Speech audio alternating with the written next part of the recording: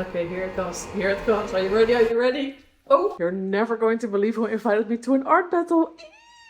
tenhun is a great artist and a YouTuber, and on his channel he invites other artists to battle. At the moment, all I know is that the other artists are monkeymouth from Denmark and Kizer from the US. It's time to have the phone call to see what the theme is, what we're gonna work with. I hope for something that fits my style, but if it's not, I'll make it work anyway. I'm ready for battle. I gotta give a shout out to Nina because this battle was actually Nina's idea, the post-apocalyptic art battle. But let's find out what kind of post-apocalypse we are dealing with. What's it gonna be? Zombies. Okay. Oh, alcohol. The second object shall be brains. Yes. Good luck. We're gonna need it. This is gonna be a truly crazy one. I'm back in the studio. I don't really have a clear idea yet what I'll be doing. I'm having some little thoughts, but no clear design in my head. I have a really nice piece of wood, like a wooden canvas. So what I think I'm gonna do is start prepping the surface, and sometimes in that phase, new ideas pop up. So let's hope that that happens. First, I need to prep the surface, and this is what I use to do so. The reason why I'm using a roller is because I like that it simulates the structure of a wall. I'm more used to painting murals and walls than I am on painting canvases. And I feel like if you roll it, it gives this sensation of like a painted wall, and that's my favorite. So it's just a personal preference. For me, it's super important to also prep the sides. I think the sides are just as important as the front, because in the end you'll be hanging this on your wall and you do not want to see shitty sides. You want to see a professional end result and it just looking sharp and fancy. I like that, so I'm definitely also prepping the sides of the canvas. Hey! Hello. I'm calling to check in on my competition. How is the progress going on the art battle? Well, I'm struggling. The alcohol and the brains, for me, that's really, sort of out of my comfort zone, I would say.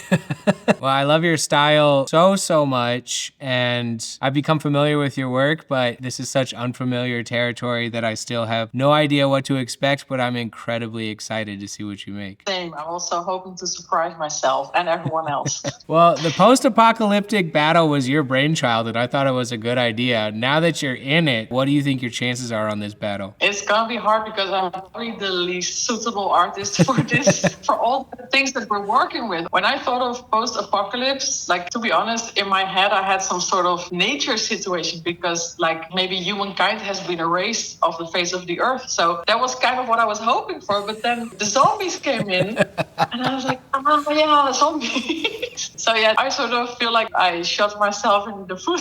Yeah.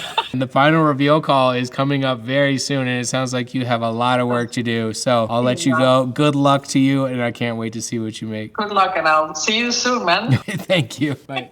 So I feel like I'm a bit stuck. I don't know how to use the brains. I don't know how to incorporate the alcohol. I've been staring at it for too much. I think I need a break. I need to find some inspiration outside of the studio. The cool thing about living in the city center of Rotterdam is that you have so many museums all in the same place. So I just decided to take a walk through the cold to go to a beautiful museum that's called Natuurhistorisch Museum, Museum of Natural History. And I'm gonna see if I can find some inspiration for my piece, because they have dead animals in there, like that's kind of zombie-like. So let's see if that helps me with the process.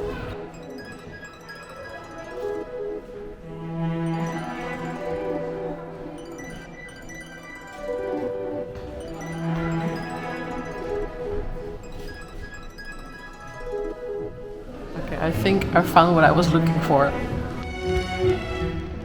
It was a great visit to the museum, very inspirational, and I think I have my idea. It's time to go back to my studio and work on the design. So what I do is I create my images digital in Photoshop, and you can see it as like a digital collage. This ear doesn't belong to this deer. I thought it was a nice match, so I added it. And then I start adding color changes, details. I have this idea that the deer has no soul, that's why he gets a white eye. And then slowly By adding layers, I make my composition. Everything I cut it out by hand. Why? This is why I'm not so fast, because I really have to reflect on everything, add details, and slowly build up my composition. If you want to know what the artwork is about exactly, please stay until the end of the video where I show the thought process behind my design. I just prepped the canvas with a solid color. I chose sort of grayish blue. It's gonna be a pretty dark painting, so I want to have a dark under color. This is to help me when I start painting that I'm not blinded by a white background and that I can start building up the tones from a neutral base, so something in between. So I'm gonna make darker tones and I'm gonna make lighter tones, and this really helps to sort of immediately see what's it gonna be. I just printed my design, and even though I have transfer paper, I don't know why, I don't know why I keep on doing it, but the transfer paper just is so messy, and this is a bit more clean. I don't mind it, so what I'm doing is I'm using just a normal pencil to scratch the back of the design. So this is the print. A little sneak peek over here. And in this way I can stick it to the canvas and I can easily transfer my printed design onto the canvas. Okay, my idiot drawing is finished. It's time to transfer my sketch onto the canvas. Always a very satisfying process. The reason why I choose to use a pen for the transfer from the paper to the canvas is because then it becomes really clear for me to see what I've already done. If you use a lighter color like a pencil, it's super hard to see what you're doing, where you've been already. So just to keep it a bit more organized, I use this. This is the transfer done. I don't even know if the camera would pick up on this. It's really subtle, really subtle.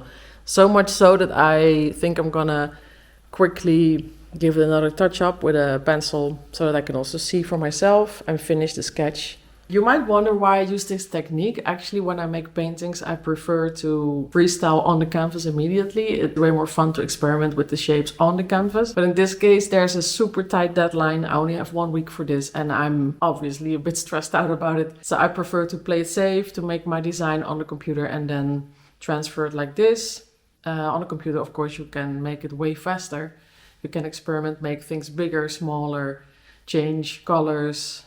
Yeah, I don't have to paint over things that I don't like. I just edit them in the file and that's it. So definitely I would recommend that you always experiment on canvases. It's a lot of fun, but not when you're in a battle with tenhun. Come on. I just chose all the oil paint colors that I'll be using. Normally, if I have a painting that's with a deadline, if I have to rush, I would never choose oil paint because it dries really slowly. But in this case, I realized it doesn't really matter because all I have to do is present my artwork. I have to show my artwork. I don't have to ship it. I don't have to hang it in a gallery where there's a risk of people touching it. I can literally paint until the very last minute. So I'm gonna enjoy this using the oil paints.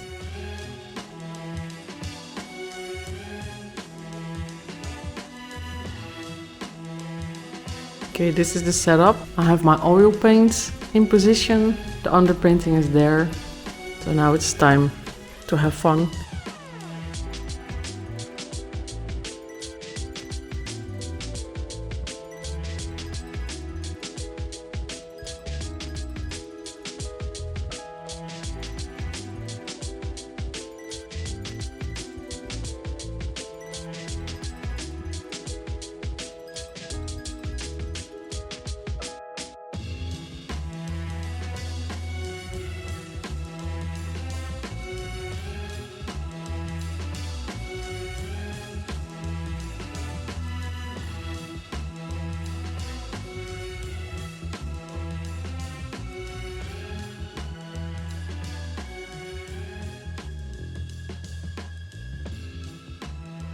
It's finished! I did it.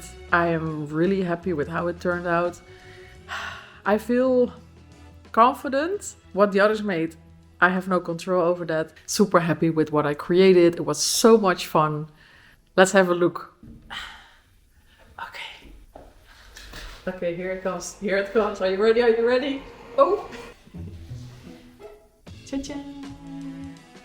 In my post-apocalyptic world, the mushrooms are like eating the brains, and you can see that the deer also becomes sort of colorless around where the brain is because the mushrooms absorb all the life, all the color out of it. Their soul is gone, so that's why they have white eyes.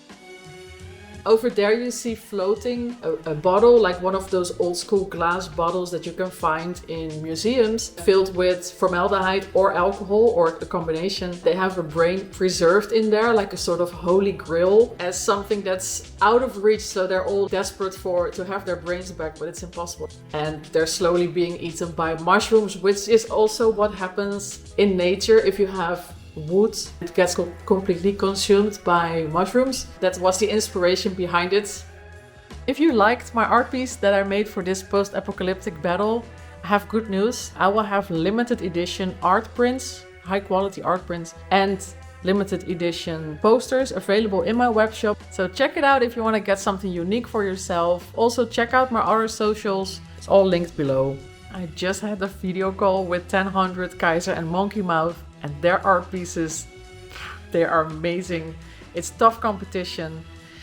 Head on over to tenhun's channel to check it out and to see which one is your favorite. If it's mine, please vote. If it's not mine, please do not vote. That's a joke. Just vote for the one you like the most. If you like that, subscribe. It would mean the world to me. And I hope to make you happy with cool content. And follow me as I learn how to edit videos. Thank you so much.